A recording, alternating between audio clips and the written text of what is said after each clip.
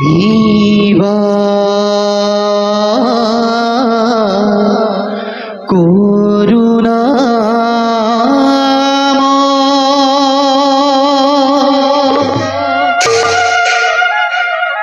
হে হরি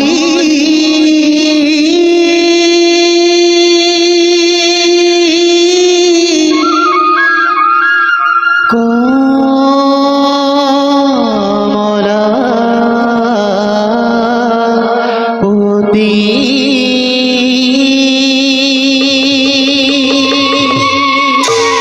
মোরে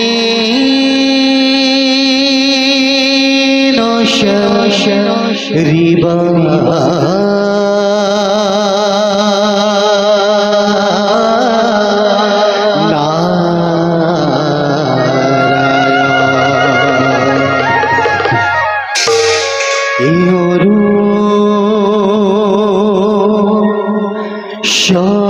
শরণতলে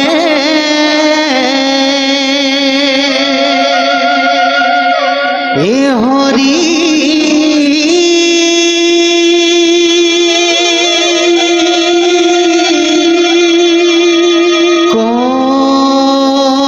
কমলা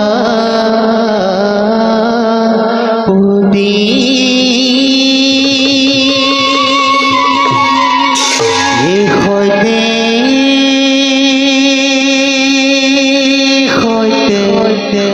পখিলু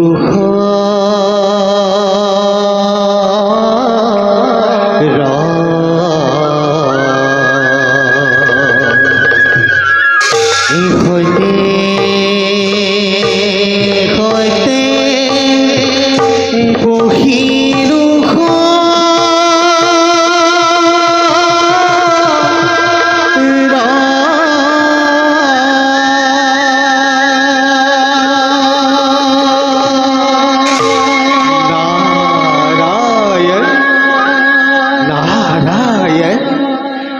প্রভু ভগবন্ত অনন্ত ঈশ্বর প্রসন্ন জনতারণ তুমি প্রিয়তম পরম দেবতা জানিয়া লইলু শরণ হরি রাম হরি রাম হরি রাম হরি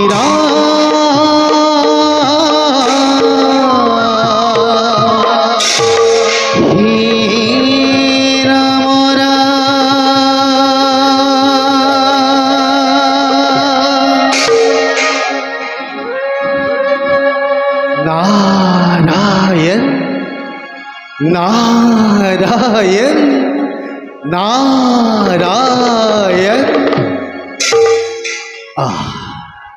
আজ যেন আমাৰ পৰম সৌভাগ্য অতি পুণ্যৰ বলত কৰিলো দৰ্শন বৈকুণ্ঠৰ ভৱনে শ্ৰীহমে শ্ৰীলক্ষ্মী দেৱীৰ চৈতন্যস্বৰ সেই প্ৰভু কমলালোচন হে বিশ্ব ব্ৰহ্মাণ্ডৰ গৰাকী হে পৰম কৰুণাময় জগৎ জননী দুইৰ চৈতন্য শৰণত এদিন হিন্নাৰৰ ভক্তিপূৰ্ণ সেৱা কৰিব গ্ৰহণ তথা অস্তু নাহং তিষ্ঠামি বৈকুণ্ঠে যোগিনাং হৃদয়নস্যঃ মদ্ভক্তা যত্ৰ গায়ন্ত্ৰে তত্ৰ তিষ্ঠামি নাৰদ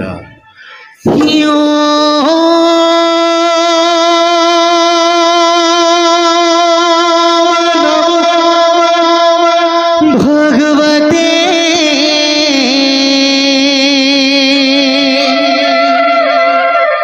বাসুদেবায়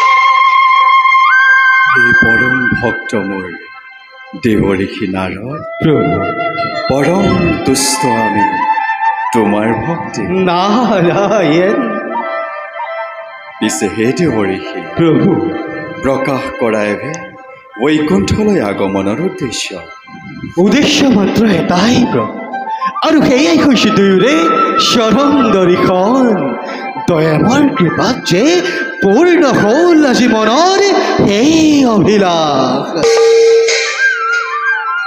কিন্তু কিন্তু কিন্তু বুলি ৰৈ গ'লা কিয় ব্যক্ত কৰা মনৰ অভিলাষ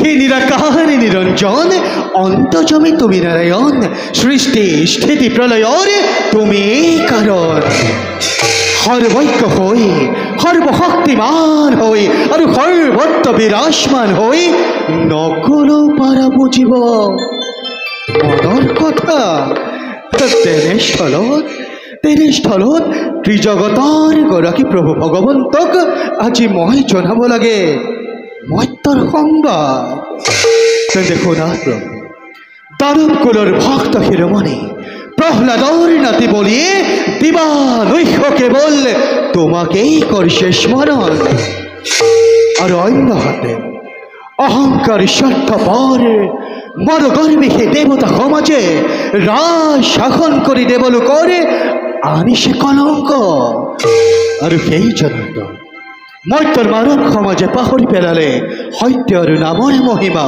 গতিকে প্ৰভু ইয়াতেই যদি নকৰা তুমি দুষ্টজনক দমন আৰু সদসন্তজনক পালন তোমাৰ আস্থা জানো এই সমাজত ৰৱস্থিৰ হয় এইটো কথা হয় প্ৰভু দেৱঋষি প্ৰভু আমি স্ৰষ্টা আমি দ্ৰষ্টা আমি সমস্ত জগত নিয়ন্ত্ৰা মাধৱ আৰু দেৱঋষি আমি মহাকাল কাল প্ৰাপ্তি হ'লে সূচনা কৰি এক মহাপ্ৰলয়ৰ উদৰে ধাৰণ কৰোঁ নিজিশ্যামত নাৰায়ণ পুনৰ সংসাৰ লীলা বিনোদ বিহাৰ আকাংক্ষা যেতিয়া জাগিব মনত তেতিয়াই সৃষ্টি কৰি লওঁ এক নব্য জগতৰ পুৰুষ আৰু প্ৰকৃতিৰ দ্বয়োত সংযোগ কাৰণ দেৱঋষি কাৰণ আমি মহাসমুদ্ৰৰ গভীৰতা নাৰায়ণ আমি এই উচ্চ পৰ্বতৰ অটল স্থিৰতা আমি ধৰ্মৰ তাত্ত্বিকতা জগত কাৰণ আমি দেৱ নাৰায়ণ কাৰ আমি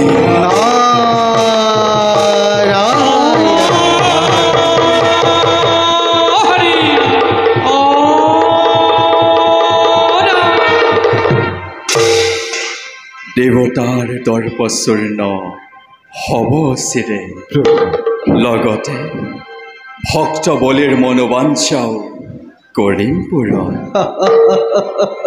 কিন্তু হে দেৱঋষি আমাৰ এই নতুন লীলা তুমি আমাক সহায় কৰিব লাগিব নিশ্চয় নিশ্চয় হে জনাৰ্দন তোমাৰ সকলো কাৰ্যত সকলো লীলা সদায় সমভাগী হৈ যাব তোমাৰে দাস মাত্ৰ বাৰু সেই জনাৰ্দন কিবা দৰে দানৱৰাজ বলিৰ হ'ব মনোবাঞ্ছা পূৰ্ণ অহংকাৰী স্বাৰ্থপৰ দেৱতা সমাজৰ হ'ব দৰ্প শূন্য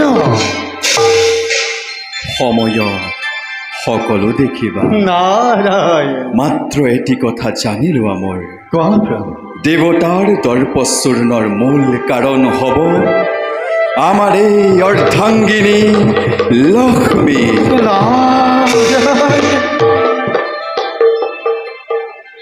সোণা লক্ষ্মী প্ৰভু আৰু কিছু ক্ষণৰ পাছত আৰু কিছু মহৰ্ষি দুৰ্বাসা আহিব আমাক দৰ্শন পাবৰ বাবে মণিবৰৰ ভক্তিত তুষ্ট হৈ তুমি তেওঁক এটি দেৱৰ দুৰ্লভ ৰুদ্ৰাক্ষ মালা কৰিব অৰ্পণ সেই মালাধাৰী হ'ব দেৱতাৰ দৰ্পচূৰ্ণৰ মূল সূত্ৰপাত নাৰায়ণ আৰু ভক্ত শিৰোমণি প্ৰভু তাৰ পাছত তোমাৰ কৰ্তব্য হ'ব আৰম্ভ শুনা দেৱঋষি প্ৰভু সৃষ্টিৰ কল্যাণৰ বাবে ভক্তৰ উদ্ধাৰৰ বাবে আমি এইবাৰ নতুন অৱতাৰ কৰিম ধাৰা নাৰায়ণ দেখিব জগতে আমাৰ শাশ্বত স্বৰূপ শ্ৰৱণ কৰিব কেৱল আমাৰ ওমকাৰ ধ্বনি যোৱা দেৱঋষি প্ৰভু সময়ত আমি তোমাক কৰিম স্মৰণ বুঝে নাই আর আমার মনত সংশয় ঈশ্বময় তুমি ভগবান ঈশ্বপূর্ণ যেন হবই তোমার সকল কার্য সকল লীলাত সদায় সমভাগী হয়ে যাব তোমারে দাস মাত্র প্রভু অনন্ত অসীম মহিমাময় দীনবন্ধ খেগরি তোমার এই লীলার মালার আদি অন্ত কোন বুঝিব পরা ক্ষমতা এই লিখিন নারদর হসাই অভাব বড় যেই কি নহ পুনশ্চবার দৈরেশ্বর ঢলে ঘিরে তুলে লই সম্প্রতি বিশ্ব ব্রহ্মাণ্ডর কল্যাণ অপেক্ষী গুরুতর কার্যভাগী করিবলৈ আমি নিজকে করঙ্গই প্রষ্ট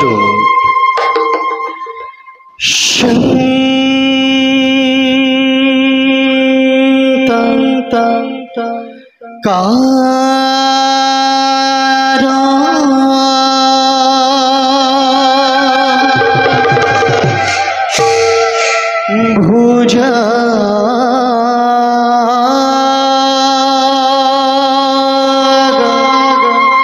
শয়না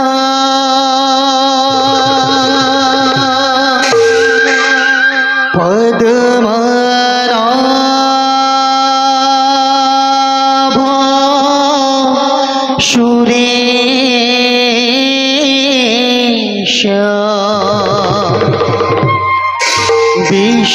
বিশ্বধার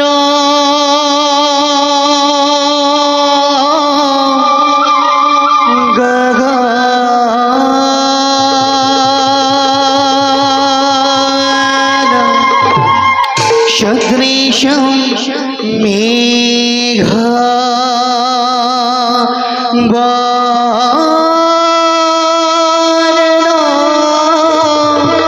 শুভ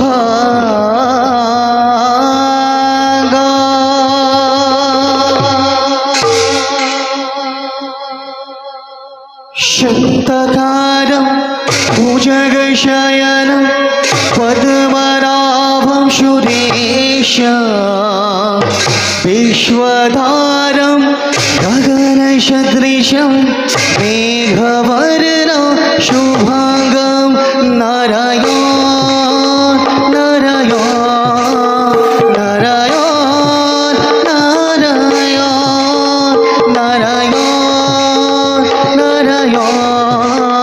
नारायण नारायण लक्ष्मीकांत कमलनयन योगिर्विद्यारायण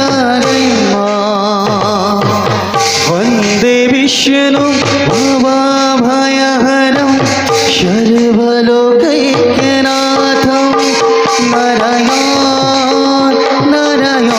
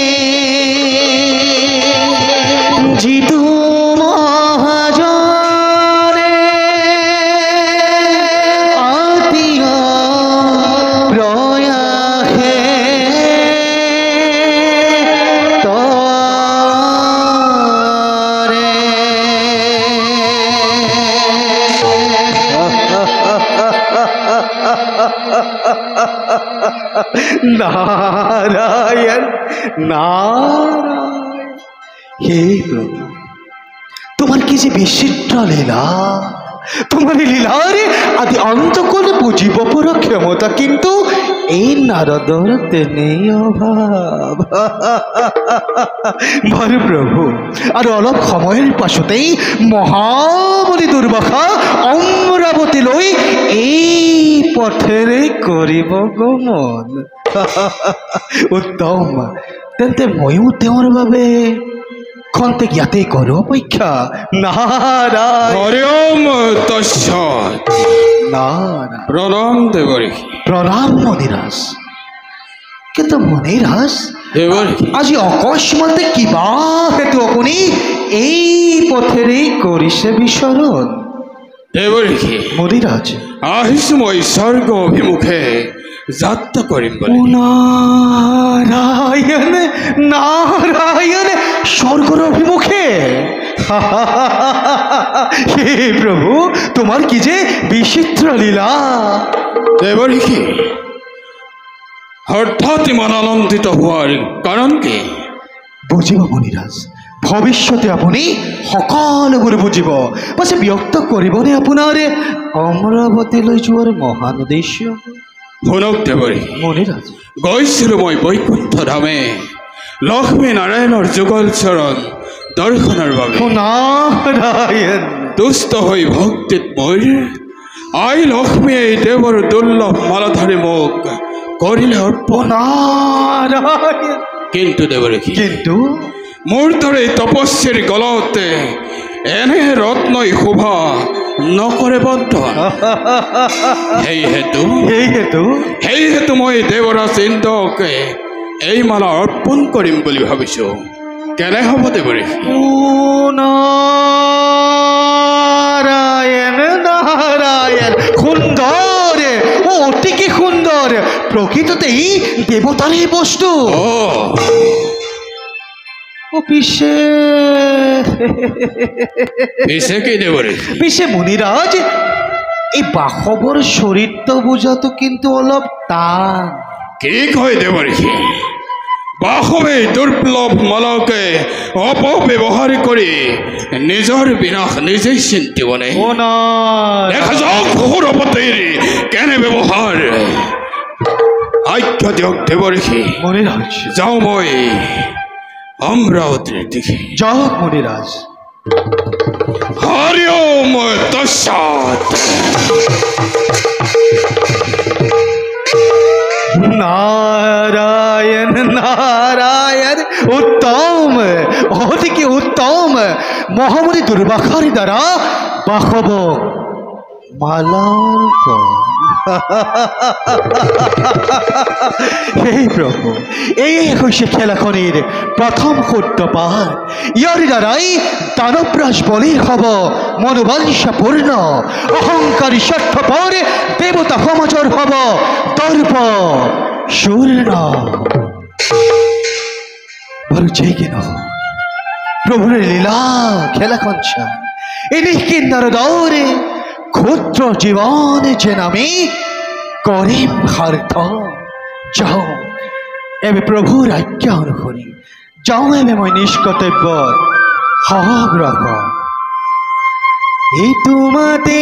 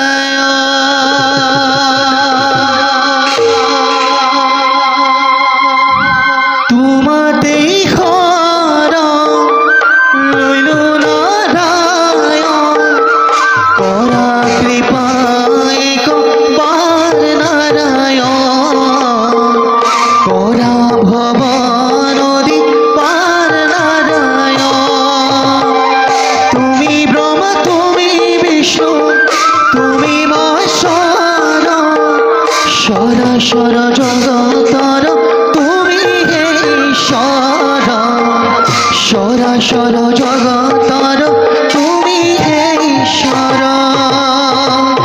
সর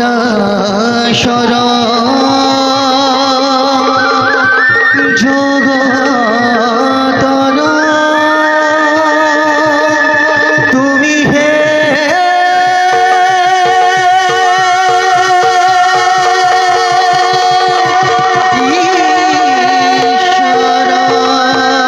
করুণা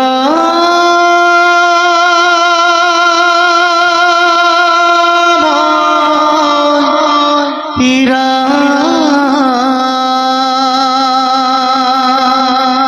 হে করুণা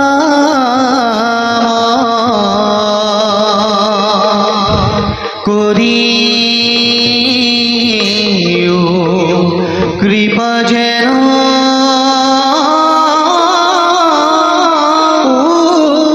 উষিত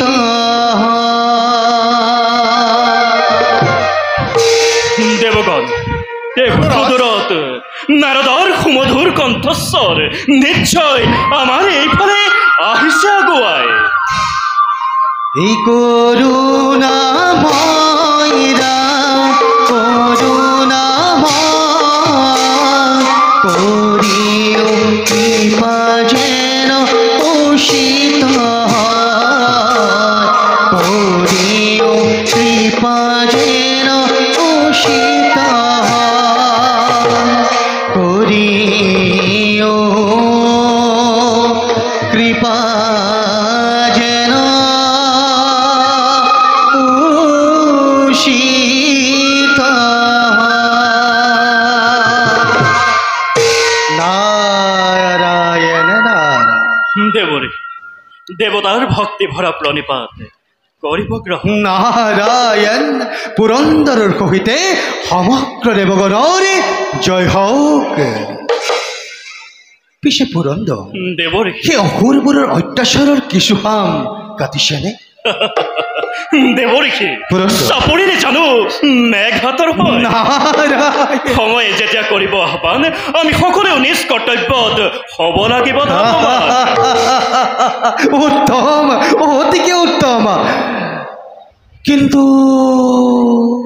কিন্তু পুৰন্দৰ দেবৰিষি এই অলপ সময়ৰ আগতেই মহামুনি দুৰ্বাসা অমৰাৱতীলৈ কৰিছিল গমন পিছে কিবা উদ্দেশ্য লৈ হয় দেবৰিষি পুৰন্দৰ মহামুনি দুৰ্বাসা আহিছিল আমাৰ সমীপে অ না মহামুনি দুৰ্বাসাক মহালক্ষ্মীয়ে এক প্ৰদান কৰিলে ৰুদ্ৰাক্ষমালা অ নাৰায়ণ আৰু আমিও ঋষিৰ বাক্য মানি সেই মালা ধাৰি সাদৰেৰে কৰিলো গ্ৰহণ উত্তম অতিকে উত্তম পিছে পুৰন্দৰ দেৱঋষি এতিয়া তুমি সেই অমূল্য ৰত্নমালা ধাৰি কি কৰিলা দেৱঋষি সেই অমূল্য মালা ধাৰি বৰ্তমান মই মোৰ পত্নী শচীৰ গলত কৰিছো অৰ্পণ। অ নাৰায়ণ এয়া বাৰু কেনে হ'ল দেৱঋষি উত্তম অতিকে উত্তম প্ৰকৃত অৰ্থত সেই অমূল্য ৰত্নমালা ধাৰি শশীৰ গলত আই লক্ষ্মী ধৰি শুভৱৰ্তন কৰিব নিশ্চয়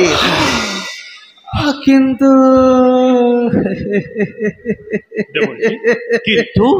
কিন্তু মই আকৌ মনতে ভাবিলো দেৱঋষি যে তুমি নিজেই নিজকে ইমান তুচ্ছ জ্ঞান কিয় কৰিলা দেৱঋষি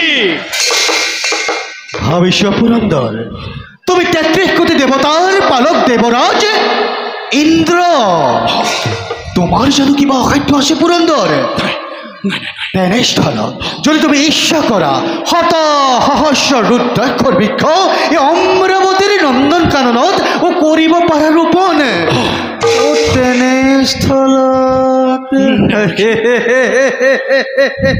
তেনেস্থলত এজন তপস্বীৰ দ্বাৰা পৰিত্যক্ত মালা ধাৰি নিজৰ প্ৰাণাধি প্ৰিয়েই গলত ওলমাই যেতিয়া আনন্দ লাভ কৰিলাই তাত আমাৰনো আৰু কি তুমি নিজেই সুখী হোৱা পুৰন্দৰ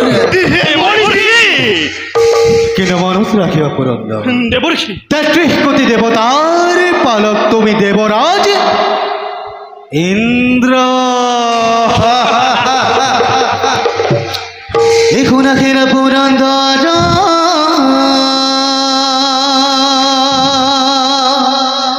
ই মুহুরব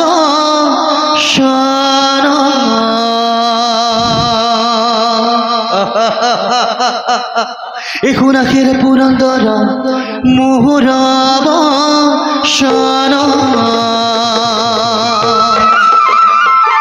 কিনো তুমি নিজ কিমান কর তোষ জ্ঞান এখন আখের পুরন্দর মুহুরব কিনো তুমি নিজ কিমান কর তোষ জ্ঞান স্বর্গ সম্রাট তুমি দেব পুরন্দর স্বর্গ সম্রাট তুমি দেব পুরন্দর দুর্বাঘার মালাধারী কর পরিহার দুর্বাঘার মালাধারী কর